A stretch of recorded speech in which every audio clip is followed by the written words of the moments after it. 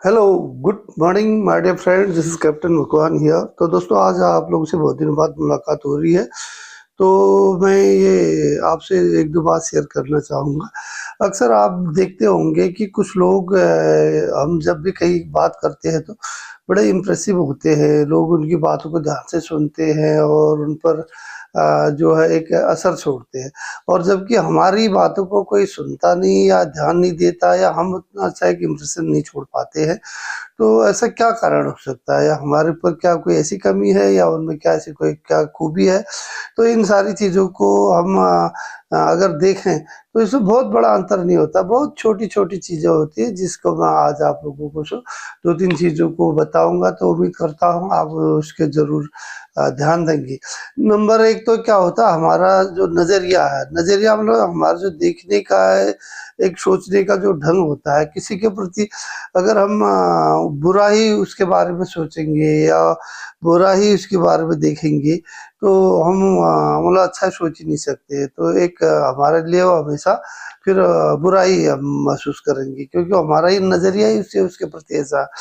और दूसरा जो हमारी सोच है, सोच हम कैसी रखते हैं, क्या हम नेगेटिव सोच है, पॉजिटिव सोच है, नकारात्मक और सकारात्मक सोच होती है।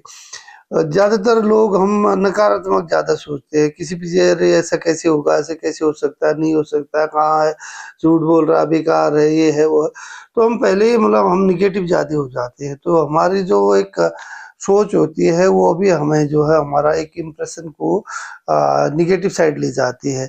और तीसरा जो होता है हमारा जो एक बोलने का बोल जो होते हैं, हम जो बोल रहे होते हैं, हमारे शब्द, कभी हम तेजी से बोल रहे हैं, कभी एकदम किसको कड़वा शब्द बोलते रहे, किसी को कभी हंस के बोल रहे कि कभी किसी की मजाक किस्म का ऐसा कर रहे। तो हमारे बोल का भी बहुत फर्क पड़ता है। जब भी हम बात कर रहे हैं तो किससे कर रहे हैं, अपने से बड़ों से कर रहे हैं, छोटों से कर रहे हैं, कोई अधिकारी से कर रहे हैं, कहीं कार्यालय में कर रहे हैं, या कहीं खेत खलिहान में मजदूर से, बिजनेसमैन से, किन से बात कर रहे हैं। और मतलब हमारे क्या बोल है, कैसे हम उनसे बातें कर रहे हैं, मतलब कैसी भाषा हम इस्तेमाल कर रहे हैं, इसका भी बहुत फर्क पड़ता है। और जो है हमारी एक भाव भंगिमा, जो एक किस्म की पर्सनालिटी भी कह सकते हैं आप, कि भाई हम जब बात करते हैं तो इधर-उधर देख के, उसे दाएँ-बाएँ देख रहे हैं, कुछ बोल रहे हैं, हँस रहे हैं, उधर बात कर रहे हैं, इधर इशारे कर रहे हैं।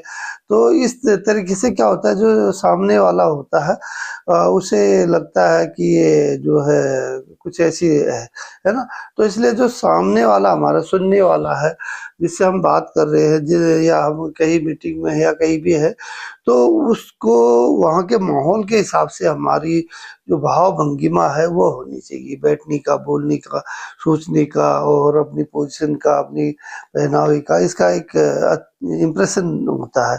और साथ ही साथ क्या होता है, जब हम कहीं भी बात कर रहे होते हैं या कहीं हमें मौका मिलता है, तो हमें कोशिश करनी चाहिए कि हम शिक्षा न दें।